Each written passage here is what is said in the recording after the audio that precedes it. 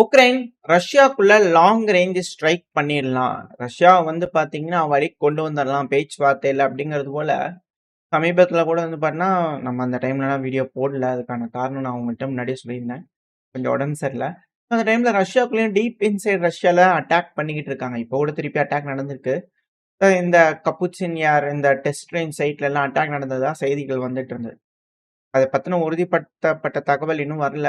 Verification இன்னும் ஆகல. But ஆனா இழப்புகள் நடந்திருக்கு அப்படி இப்படின்னாங்க. அத பத்தி எதுவும் சொல்லல ரஷ்ய தரப்புலருந்து. பட் இருந்தாலும் இது போல வெறியேத்தியே விட்டுட்டு இருந்தா, ரஷ்ய தரப்புலருந்து பதில் தாக்குதல்கள் அதுக்கேத்த மாரி இருக்கும் இல்லையா? பதிலுக்கு ரஷ்யா வந்து சரிங்க நீங்க சொல்றத கேட்டு நடந்துக்கிறேங்க அப்படிங்கிறது மாரி ஆள் இல்லையே. ஸோ அதனால ரஷ்யா வந்து பார்த்தீங்கன்னா, திரும்ப ஒரு லார்ஜ் ஸ்கேல் அட்டாக் 400க்கும் மேற்பட்ட ட்ரோன்கள் இந்த தடவ கணக்கு பண்றதையே வெறுத்துட்டாங்க. உக்ரைன் தரப்பு எப்பவுமே துல்லியமான கணக்குகள் தருவாங்க.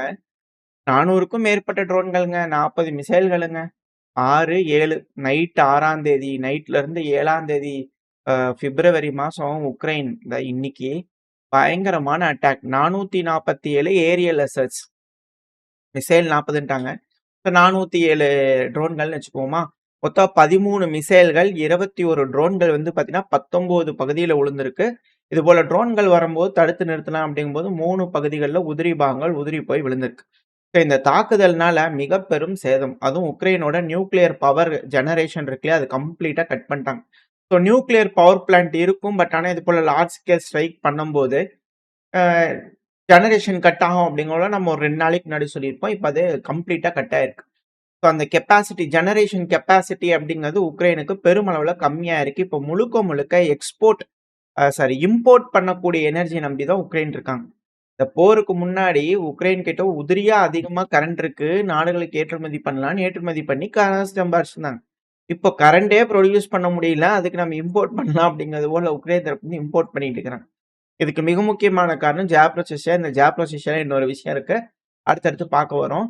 இதுல உக்ரைன் வந்து பார்த்தீங்கன்னா, மிக பெரும் அளவுல இழப்புகள். இந்த தாக்குதல் நடக்க நடக்க இது இழுக்க இழுக்க உக்ரைனுக்கு தான் மேலும் மேலும் இழப்புகள் ஏற்பட்டுக்கிட்டு இருக்கு. அத மேற்கு நாடுகளும், அமெரிக்காவும் சரி செய்ய உதவுவாங்களா உக்ரைனுக்கு? இல்ல ஃபெயில்டு ஸ்டேட்டா இருந்தாலும் பரவாயில்லன்னு வுட்டுட்டு போயிருவாங்களான்னு தெரியல. எந்த நம்பிக்கையில இந்த அளவுக்கு அடி வாங்கிட்டு இருக்கிறான் உக்ரைன் அப்படிங்கிறது தெரியல. இப்ப கீவ்ல வந்து பார்த்தீங்கன்னா, ஒரு வேர் ஹவுஸ் இருந்திருக்கு. மேபி ஃப்ரோசன் ஃபிஷ் வச்சிருந்தாலும் ஆச்சரியப்படுறதுக்கு இல்ல. ஏன்னா அப்படித்தான் அடிக்கடி தகவல் சொல்லுவாங்க. ஒரு வேர் ஹவுஸ் அதாவது பதுக்கக்கூடிய இடங்கள்னு சொல்லி யுக்ரைன் வச்சிருப்பாங்க இல்லையா? ஆயுதங்கள் பதுக்கலாம், என்ன வேணாலும் வைக்கலாம். ஸ்டோரேஜ் ஹவுஸ் இருக்கும் இல்லையா? ஸோ அந்த பகுதி ரோஷன் அப்படிங்கிற ஒரு வேர் ஹவுஸ் மேல வந்து பார்த்தீங்கன்னா, பயங்கரமான தாக்குதல். நைட்ல அட்டாக் பண்றது விடிய விடிய தீப்பிடிச்சு எரிஞ்சுட்டு இருந்தது. மத்தியானம் வரைக்கும் தீப்பிடிச்சு எரிஞ்சது அப்படிங்கிறது போல செய்திகள் வருது. இன்னும் தீயணைப்பு வீரர்கள் தீயணைக்கவே போராடிட்டு இருந்தாங்க அப்படிங்கிற போல செய்திகள்லாம் வந்திருந்தது. ஸோ ரொம்ப நேரம் தீப்பிடிச்சு எரிஞ்சுட்டு இருந்தது அப்படிங்கிற போல சொன்னாங்க. இப்போ ஓரளவு கட்டுப்பாட்டுக்குள்ள கொண்டு வந்துட்டாங்க அப்படிங்கிற போல செய்திகள் வந்துட்டு இருக்கு. பட் ஆனா இது போல உக்ரைன்ல பல பகுதிகள், அதுவும் குறிப்பா எலக்ட்ரிக்கல் இன்ஃப்ராஸ்ட்ரக்சர் இது போல வேர் ஹவுஸ்ல வந்து பார்த்தா பயங்கரமான அட்டாக். இப்படி இருக்கும் சமயத்துல தான் பேச்சுவார்த்தை. ஸோ இந்த பேச்சுவார்த்தையில வந்து பார்த்தீங்கன்னா, ரஷ்யா, உக்ரைன் எஸ்கலேட் பண்ணலாம் எனர்ஜில. எனர்ஜி இன்ஃப்ராஸ்ட்ரக்சர்லாம் அடிக்க வேணாம் அப்படிங்கிறது போல அமெரிக்க தரப்புலேருந்து ரெக்வெஸ்ட் வச்சதாவும், அத உக்ரைன் உடனே அக்செப்ட் பண்ணிக்கிட்டதாவும், ரஷ்யா வந்து நான் ஊருக்கு போய் விசாரிச்சுட்டு சொல்றேன் அப்படிங்கிறது போல ஜெலன்ஸ்கி அவர்கள் வந்து சொல்லிக்கிறார். ஆனா இப்போ வரைக்கும் அவங்க கன்ஃபார்ம் பண்ணலீங்க அப்படிங்கிறது போல. ஏங்க நீங்க தானங்க ஃபர்ஸ்ட் அடிச்சீங்க. அதுவும் கருங்கடல்ல கண்டெய்னர் ஷிப்லாம் அடிச்சீங்களே, அதுக்கப்புறம் தான் ரஷ்யா வெறியேறி போய் இப்படி அடிக்கிறாங்க. ஏங்க நீங்க ஆரம்பிச்சு விட்டுருவீங்க. அதுக்கப்புறம் வந்து திருப்பி ஸ்டாப்னா ஸ்டாப், ஸ்டார்ட்னா ஸ்டார்ட்டா? யார் ஃபர்ஸ்ட் ஸ்டாப் பண்ணது அப்படின்ற கேள்விகள். ஃபர்ஸ்ட் வந்து பார்த்தீங்கன்னா, இதே அமெரிக்கா சொல்லி தான் எனர்ஜி சீஸ் ஃபயர் வந்தது.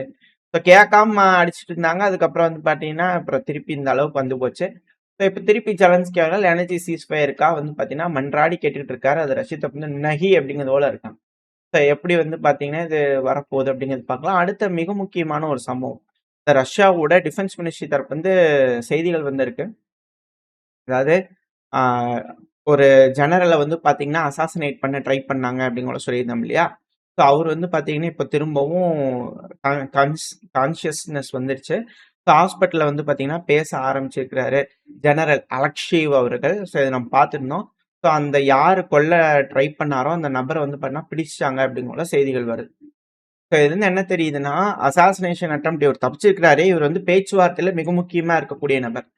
ஸோ இது போல பேச்சுவார்த்தையில இருக்கிறவங்க சுமூகமா போயிட்டு இருக்கக்கூடிய டைம்லலாம் வந்து பார்த்தீங்கன்னா, இது போல விஷயங்கள் நடந்துட்டு இருந்ததுன்னா, எப்படி ரஷ்யா கொஞ்சமாச்சும் அக்செப்ட் பண்ணிக்குவாங்க டெர்ம்ஸ்ல அப்படிங்கிறது போல கேள்விகள் இருக்கு.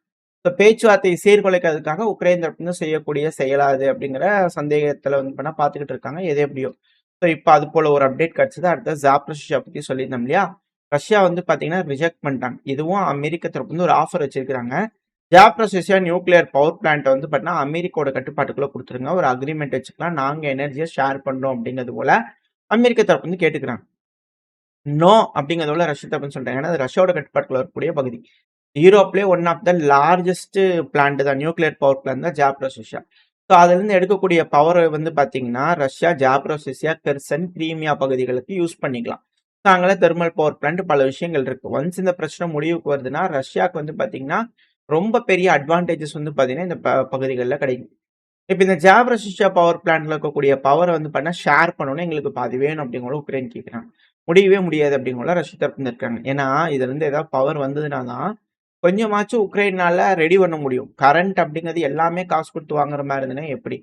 அப்படிங்கிற கேள்விகள் வந்துரும். ஆல்ரெடி எல்லா பவர் பிளான்ட்ல இருந்து எல்லாமே வந்து பார்த்தீங்கன்னா, அடி வாங்கியிருக்கு. இது போல இக்கட்டான சூழ்நிலையில இது போல ஜாப்ரஷியா பவர் பிளான்ட் வந்து பண்ணா அமெரிக்கா கண்ட்ரோல்ன்னு கேட்டாங்கன்னா, எப்படி தருவாங்க ரஷ்யா? அப்படிங்கிற கேள்வி இருக்கு. வெயிட் பண்ணி பார்ப்போம். ஏன்னா, எல்லா பக்கத்துலயும் இழப்புகள் சந்திச்சுக்கிறாங்க. ரஷ்யா என்ன சொல்றாங்க? ஃப்ரீஸ் பண்ணக்கூடிய பணத்த எங்களோட கட்டுப்பாட்டுக்குள்ள இருக்கக்கூடிய பகுதிகள், அதாவது ரஷ்யாவோட பணத்த எங்களோட கட்டுப்பாட்டுக்குள்ள இருக்கக்கூடிய பகுதிகள சீரமைப்பு பண்றதுக்கு காசு குடுங்க ஃபர்ஸ்ட் அப்படிங்கிறத போல கேட்டுக்கிறாங்க. இது எந்த அளவுக்கு பேச்சுவார்த்தைகள் சுமூகமா முடிய போகுது அப்படிங்கிறது தெரியல. அது மட்டும் இல்லாம அமெரிக்கா வந்து பார்த்தீங்கன்னா, இந்த பிரச்சனைய முடிக்கிறதுக்காக அ இந்த சம்மர்க்குள்ள அதாவது ஜூன் மாசத்துக்குள்ள இந்த பிரச்சனைய முடிக்கணும். ரஷ்யா, உக்ரைன் பிரச்சனைய முடிக்கணுன்றதுக்கான அழுத்தங்கள் குடுத்துருக்காங்க அப்படிங்கிறத விட ஜெலன்ஸ்கி அவர் சொல்றாரு. ஆனா, அதுக்கு ஏத்தபடி செயல்படுற மாரி ஒண்ணுமே தெரியல. ஜூன் மாசத்துக்குள்ள இந்த பிரச்சனை முடிஞ்சிருங்களா? அப்படிங்கிற ஒரு கேள்விகள் இருக்கு. ஏன்னா, இவங்க செய்யக்கூடிய வேலைகள் அது போல இருக்கு. ஏன்னா, ரஷ்யா உக்ரைனுக்குள்ள ஹெவியா அட்டாக் பண்ணிட்டு இருக்கிறாங்கன்னு சொன்னோம். ஆனா, இப்போ அ ரஷ்யாவுக்குள்ளேயும் உக்ரைன் பெருமளவுல தாக்குதல் பண்ணிருக்காங்க. பெல்கிராட்லாம் அடுத்தடுத்து வெடி விபத்துகள் கேட்டுச்சு. அங்கேயும் எலக்ட்ரிசிட்டி எல்லாம் வந்து பார்த்தீங்கன்னா, வரல. தண்ணி பிரச்சனைகள் இருக்கு அப்படிங்கிறதோட செய்திகள் வந்துட்டு இருக்கு. அங்கேயும் வந்து பார்த்தீங்கன்னா, சில முக்கியமான பகுதிகள்ல உக்ரைன் தரப்புல அட்டாக் பண்ணிக்கிறாங்க. பெல்கிராட் பகுதியில. அடுத்து ட்ரிவர். ட்ரிவர் பகுதியில வந்து பார்த்தீங்கன்னா, ஒரு கெமிக்கல் பிளான்ட் இருந்திருக்கு. ரெடின்ஸ்கி ரிசர்ச் பிளான்ட். அந்த பிளான்ட்ல வந்து பார்த்தீங்கன்னா, ஒரு வெடி விபத்து நடந்திருக்கு. ட்ரோன் அட்டாக் அப்படிங்கிற செய்திகள் வந்துட்டு இருக்கு. மிக பெருமளவுல தாக்குதல் நடந்திருக்கு.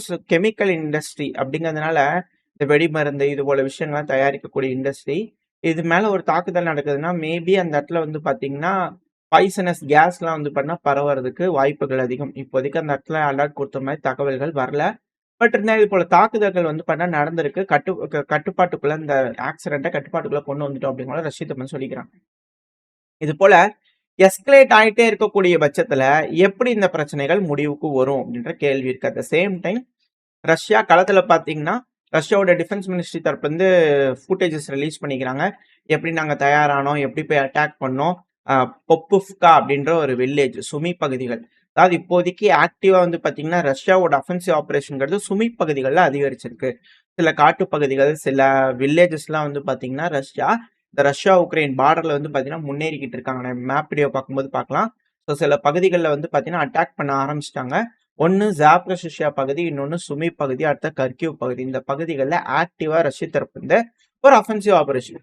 அதாவது 1400 கிலோமீட்டர் கிட்ட வந்து பார்த்தீங்கன்னா, ஒரு ஃபுல் ஸ்ட்ரெச்ல ரஷ்ய தரப்புலருந்து அஃபென்சிவ் பண்ணிட்டு இருக்கும்போது, உக்ரைனியன்ஸ வந்து பார்த்தீங்கன்னா, ரீடிப்ளாய் பண்ணக்கூடிய முயற்சியில வந்து பார்த்தீங்கன்னா, அங்கேயும் இங்கேயும் வந்து பார்த்தீங்கன்னா, அலக்கழிச்சுக்கிட்டே இருக்காங்க.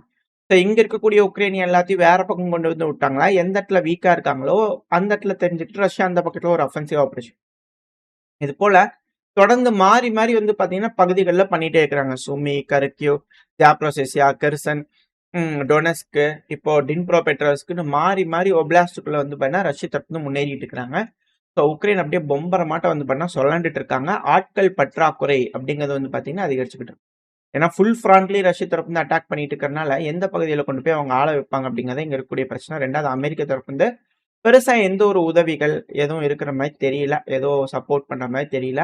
இப்படி இருக்கும்போது மேற்கு நாடுகளும் வந்து பார்த்தீங்கன்னா, அதிக அளவுல உக்ரைன்ல இன்வெஸ்ட் பண்ணலாமா? வேணாமா? அப்படிங்கிற ஒரு யோசனை வந்துட்டதுனால, பெருமளவுல வந்து பார்த்தீங்கன்னா, இப்போ உக்ரைனுக்குள்ள இருக்கக்கூடிய விஷயங்கள் கண்டனங்கள் கூட வந்து பார்த்தீங்கன்னா, கண்டனம் கண்டனம் அப்படிங்கிற கூட சொல்றதுக்கு கூட வந்து பண்ண மனசு வர மாட்டேது. எல்லாரும் வந்து என்ன நடக்குது அப்படிங்கிறத வேடிக்கை பார்த்துட்டு, அதுல என்ன பெனிஃபிட்டான ரோல் எடுத்துக்கலாம் அப்படிங்கிறதுக்கான வேலைகள் பார்த்துட்டு இருக்காங்க. ஏன்னா, இப்ப யூரோப் கூட வந்து பார்த்தீங்கன்னா, ரஷ்யா கூட பேசுறதுக்கான வேலைகள் பிரான்ஸ் தரப்புலருந்து ஆரம்பிச்சுக்கிட்டாங்க இல்லையா?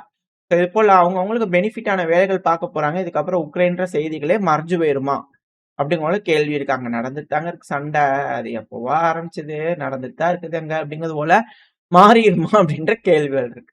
அப்படி ஃபேட் அவுட் ஆயிடுச்சு இல்லையா? ஸோ அதுபோல நடந்துருமான்ற கேள்விகள் இருக்கு.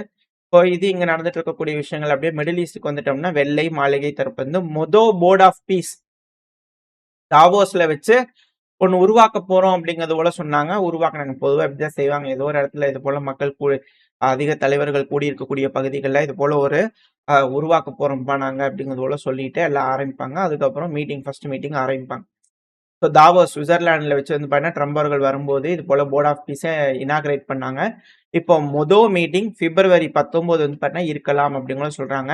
யாரெல்லாம் காசு குடுத்தீங்களோ வாங்க, எல்லாம் மீட்டிங் வச்சுக்கலாம் வாங்க, நம்ம பேசலாம், காசாவ எப்படி ரெடி பண்ணலாம்னு பேசலாம் வாங்க அப்படிங்கிறது போல எல்லாரும் வந்து பார்த்தீங்கன்னா, ட்ரம்ப் அவர்கள வந்து பார்த்தீங்கன்னா கூப்பிட்டுருக்காங்க. So board of peace meeting ஒண்ணு நடக்க போகுது. அதே டைம்ல மிடில் ஈஸ்ட்ல வந்து பார்த்தீங்கன்னா, ட்ரம்ப் அவர்கள் என்ன சொல்றாருன்னா, நல்ல talks, very good talks. Iran கிட்ட பேசினது வந்து பார்த்தீங்கன்னா, டீல் எடுத்துருவாங்க போல தெரியுது. டீல் கண்டிப்பா எங்களுக்கு வேணும் அப்படிங்கிறதுல ஆர்வமா இருக்காங்க போல தெரியுது. பார்ப்போம். டீல் என்ன ஆகுது அப்படிங்கிறத பார்ப்போம். ஆனா இந்த தடவ வந்து பார்த்தீங்கன்னா டிஃபரெண்ட். முன்னாடி வந்து பார்த்தீங்கன்னா, ஈரான் கூட ஜேசிபிஓ இந்த நியூக்ளியர் டீல்லாம் போட்டாங்க. அதுக்கப்புறம் அது வேஸ்ட்டுன்னு சொல்லிட்டு ட்ரம்ப் அவர்கள் பின் வந்தாரு. திருப்பி சாங்ஷன் போட்டாங்க. ஏகப்பட்ட விஷயங்கள். ஆனா இப்ப திரும்ப வந்து பார்த்தீங்கன்னா, ஒரு புது டீல் போட போறோம். கடைசி டைம் இருக்கிற மாரிலாம் இருக்காது. ஒரு புது டீல் இருக்குது. இன்னும் பிக் ஃப்ளீட் அங்கேயே தான் இருக்கு அந்த டைரக்ஷன்ல. அதனால சீக்கிரமா டீல் முடிவுக்கு வந்துரும் அப்படிங்கிறது போல நினைக்கிறேன் அப்படிங்கிற போல அமெரிக்காவோட டொனால்டு ட்ரம்ப் அவர்கள் தரப்புன்னு சொல்லிக்கிறாரு. அட் த சேம் டைம் இது போல ஒண்ணு சொல்லிட்டு, கூடவே இன்னொரு விஷயம். அமெரிக்காவோட அதிபரான டொனால்டு ட்ரம்ப் அவர்கள் ஒரு ஆர்டர போட்டுட்டாரு. அது நடைமுறைக்கு வந்துருச்சு. வெள்ளிக்கிழமையிலிருந்து அதாவது வந்து யாரெல்லாம் ஈரானோட வர்த்தகம் பண்றீங்களோ, அவங்களுக்கெல்லாம் கூடுதல் 25% வரி. நம்மளுக்கு சபகார் போட்டிருக்கு. நமக்கு இப்ப தான் வரிய தூக்கி விடுறேன்னு சொல்லிட்டு இருந்தாரு. நீங்க ஈரான் கூட தொடர்பு வச்சீங்கன்னா, அதனால 25% டாக்ஸ். அப்படிங்கிறது போல, என்னது இது இப்படி குறைக்கிறாருன்னா இப்படி ஏத்திருவாரா? அப்படிங்கிற போல கேள்வி இருக்கு. என்னடா இது பிசினஸ்? அப்படிங்கிற போல எல்லா நாடுகளுக்கும் கோவம் வருமா இல்லையா? அது மட்டும் இல்லாம ஈரானோட டீல் வேணுங்கிறாங்க. நல்ல மீட்டிங்கிறாரு. எல்லாம் இருக்கு. அப்புறம் ஏன் திருப்பி இந்த சாங்ஷன்? அப்படிங்கிற போல கேள்வி வருது. என்ன எதுவோ தெரியல. ஆனா பிரிட்டன் வந்து பார்த்தீங்கன்னா, அவங்களோட 6 F-35 ரக விமானங்கள வந்து பார்த்தீங்கன்னா, சைப்ரஸ்ல இருக்கக்கூடிய மிலிட்டரி பேஸ். சைப்ரஸ்ல யுகேக்குன்னு ஒரு மிலிட்டரி பேஸ் இருக்கு. ஒரு சின்ன பகுதி. சைப்ரஸோட தெற்கு பகுதிகள்ல. அதுல ஆல்ரெடி கிரீஸ்க்கு வேணுமா, துருக்கிக்கு வேணுமான்னு வேற ஒரு பார்டர் பிரச்சனை. நீங்க அடிச்சுக்கோங்க. எனக்கு இந்த இடத்துல ஒரு பீஸ் எனக்கு தான் வேணுன்றது போல யுகே வச்சுக்கிறாங்க. ஸோ அந்த பகுதியில அதிகமான விமானங்கள் கொண்டு வந்து டிப்ளாய் பண்ணிக்கிறாங்க அப்படிங்கிற செய்திகள் வந்துட்டு இருக்கு. ஸோ இங்க தான் எல்லாம் பிரச்சனைகள் நடந்துகிட்டு இருக்குன்னு பார்த்தீங்கன்னா, அடுத்து சீனா தரப்புலயும் ஆரம்பிச்சுக்கிறாங்க அமெரிக்கா. சைனா வந்து பார்த்தீங்கன்னா, அமெரிக்காக்கு வார்னிங் குடுத்துக்கிறாங்க. இங்க பார் அமெரிக்கா, தைவானுக்கு வந்து அ வெப்பன் சப்ளை பண்றேன்னு புது பேட்ச் தரேன்னு சொல்லிட்டு ஏதோ ஒப்பந்தம் போட்டு இங்க வரணும்னு நெனச்சீங்கன்னா, ஏப்ரல் மாசத்துல ட்ரம்ப் அவர்கள் தைவானுக்கு சீனாக்கு வரதா சொல்லியிருந்தார் இல்லையா? அந்த மீட்டிங்கே நான் கேன்சல் பண்ணிருவேன் பார்த்துக்கங்க. அதாவது பிரஷர் டூ டிப்ளோமசி அதிகமான பிரஷர் வச்சு எல்லாத்தையும் ஜெயிச்சிடலாம் அப்படிங்கிறதுனால தைவானுக்கு வந்து பார்த்தீங்கன்னா, அதிகமான ஆயுதங்கள் வாரி வழங்குறது அப்படிங்கிறது போல செஞ்சுட்டு, அதுக்கப்புறம் மீட்டிங். "என்னப்பா தைவானுக்கு குடுக்கட்டுமா? இல்ல வழிக்கு வரியா?" அப்படிங்கிறது போலலாம் இங்க வராதீங்க. குடுக்குறீங்கன்னா கேன்சல். மீட்டிங்கே வேணாம் கேன்சல். கிளம்பி போயிருங்க அப்படிங்கிறது போல சீனா தரப்பு வந்து வார்னிங் குடுத்ததா சொல்லப்பட்டு வருது. ஸோ எல்லா பகுதிகளும் வந்து பார்த்தீங்கன்னா பதட்டம். அட் த சேம் டைம் லிபியால வந்து பார்த்தீங்கன்னா, ஒரு சோகமான ஒரு விஷயம் ஆல்ரெடி கடாஃபி அவர்கள் எலிமினேட் ஆனதுக்கப்புறம், இப்போ வரைக்கும் ஒருத்தர்னால கூட அங்க ஆட்சி ஆள முடியல. இப்போ வந்து பார்த்தீங்கன்னா, ஃபெனரல் கடாஃபி அவர்களோட பையன வந்து பார்த்தீங்கன்னா, திருப்பி யாரோ சுட்டு கொன்னுட்டாங்க. ஸோ அதோட ஃபனரலுக்கு மக்கள் அலைகடல் என திரண்டு வந்திருக்கிறாங்க. ஸோ பார்ப்போம் இதுக்கப்புறம் லிபியாவோட கண்டிஷன் எந்த மாரி இருக்க போகுது, இந்த ஆப்பிரிக்கால இருக்கக்கூடிய விஷயங்கள். அடுத்தது ஜப்பான்ல ஒரு மோசமான விஷயங்கள். ஜப்பான்ல அதிகப்படியான ஸ்னோஃபால். இதுவரைக்கும் வந்து பார்த்தீங்கன்னா, எதிர்பாராத விதமா அதிகப்படியான ஸ்னோ அதாவது மேக வெடிப்பு அப்படிங்கிறத சொல்லியிருந்தாங்க இல்லையா? அதிகமா மழை வந்துருச்சு அப்படிங்கிறது போல. அதே மாரி அதிகமான பொழிவு, பனிப்பொழிவு வந்து பார்த்தீங்கன்னா, அதிகமா இருந்ததுனால, உயிரிழப்புகள் வந்து பார்த்தீங்கன்னா அதிகரிச்சிருக்கு. Extreme snowfall. இதனால டசன்ஸ் அதாவது 12 நபர்கள்கிட்ட வந்து பண்ணா இறந்திருக்கலாம் அப்படிங்கிற மாரி சொன்னாங்க. 540 நபர்கள் வந்து பார்த்தீங்கன்னா காயமடைஞ்சிருக்காங்க. 187 நபர்கள் கிட்ட வந்து பார்த்தீங்கன்னா, ரொம்ப அதிக அளவுல படுகாயம் அடைஞ்சிருக்காங்க அப்படிங்கிறது போல செய்திகள். பனிப்பொழிவு அதிகமா திடீர்னு ஒரு பகுதியில வந்ததுனால, சேதங்கள் எந்த அளவுக்கு பனி வந்து சேதம் ஏற்படுது, தண்ணி வந்து சேதம் ஏற்படுது. ஆ ஏகப்பட்ட இயற்கை பேரழிவு அப்படிங்கிறது வந்துகிட்டு தான் இருக்கு. ஸோ வெயிட் பண்ணி பார்ப்போம். இந்த டைம்ல இவங்களும் அணு ஆயுதம் அது இதுன்னு பேசிட்டு இருக்கிறாங்க.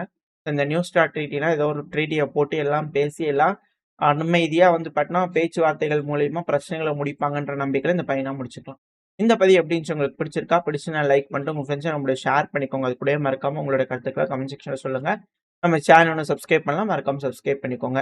அப்பதான் நம்ம போடக்கூடிய வீடியோக்கள மதிச்சு YouTube 4 பேத்துக்கு ப்ரமோட் பண்ணும். உங்களோட அன்பு ஆதரவு எனக்கு எப்ப இருக்கும்னு நம்பிக்கையில இந்த பதிவ நான் முடிச்சுக்கலாம். இந்த பதிவு நல்லா இருக்கும்னு நம்பிக்கையில அடுத்த பதிவுல சந்திக்கிறேன். வரைக்கும் ஸ்டே சேஃப். பை.